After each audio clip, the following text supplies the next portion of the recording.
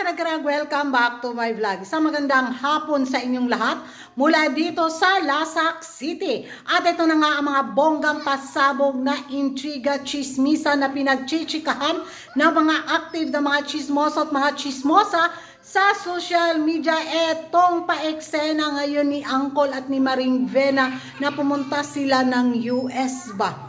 Sabi ng ating mga friendly neighborhood ng mga taga-Tacos, alam daw ni Nawat yung ginagawa niya kung paano masungkit ang corona sa Miss Universe 2025. Nagtrabaho daw talaga si Angkol. At yung pagbisita nila sa Telemundo, mga karag-karag, isa daw to sa mga sign na hindi gi-give up si Angkol para masungkit ang pangatlong corona sa Thailand. At kung masungkit daw ni Maring Vena ang corona sa Miss Universe 2025, history daw tong gagawin ni Angkol under sa kanyang pamamahala bilang National Director ng Miss Universe Thailand Organization. Kaya unstoppable daw si Angkol sa taon na to. Ginawa daw niya talaga yung assignment niya, yung trabaho niya, at hindi daw tamad si Angkol ba. Kaya nitong pag-tour niya kay Maring Vena sa US at pagbisita nito sa Telemundo, sabi rin ng mga ibang ang mga basher bitaw ni Angkol, yung mga kontrapartido ni Angkol, nagpasipsip na daw si Angkol sa Telemundo at sa Miss Universe Organization. Welcome! Hola, Telemundo! See you on November on Miss Universe 74th! Welcome to Thailand! Welcome! Hola! Nilalako daw niya si Maring Vena. At isa daw tong way kung paano ilako si Maring Vena ba, kundi ang pagbisita sa Telemundo, dahil alam naman natin ang Telemundo, sila yung magbubroadcast sa Miss Universe 2025, di ba? Kasi may pakontrata pa yata ang Miss Universe Organization sa kanila. At dahil nga sa pag-itsepwera ng Miss Universe Organization sa suggestion ni Angkol sa 4K na pa-broadcast at hinindian nga nila ito, kaya ito daw yung next move na ginawa ni Angkol. Ang ibenta si Maring Vena sa US at saka sa Telemundo.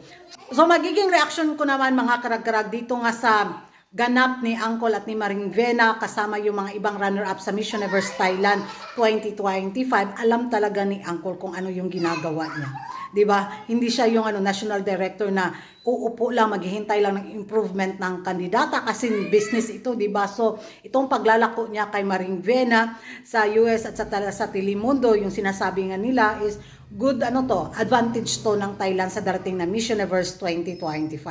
At kung sakaling manalo si Maring Vena, bitaw na under sa pamamahala ni Angkol, grabe yung magiging record ni Angkol. So sabi nga ng ating mga friendly neighborhood ng mga taga-Tacos, favorite na nga si Vena sa Miss Universe 2025 crown, din dumagdag pa daw si Angkol sa pagpasipsip sa Miss Universe Organization. Ay naku, nakakaloka mga karkarag yung mga chikahan nila doon. Kahirap kaya translate, bitaw, translate, then balik na naman sa original na conversation nila.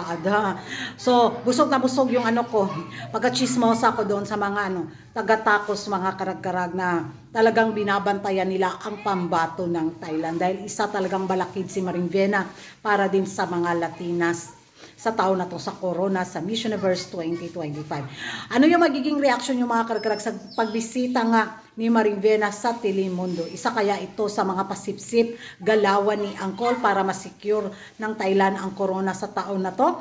Mag-ingay tayo sa comment section at kung hindi ka pa nakapag-subscribe sa YouTube channel ko, don't forget to like and subscribe Kuragan Karag and hit the notification bell para updated kayo sa mga latest kaganapan at late na intriga sa mundo ng beauty pageant. And thank you for watching. See you in my next vlog. Bye-bye!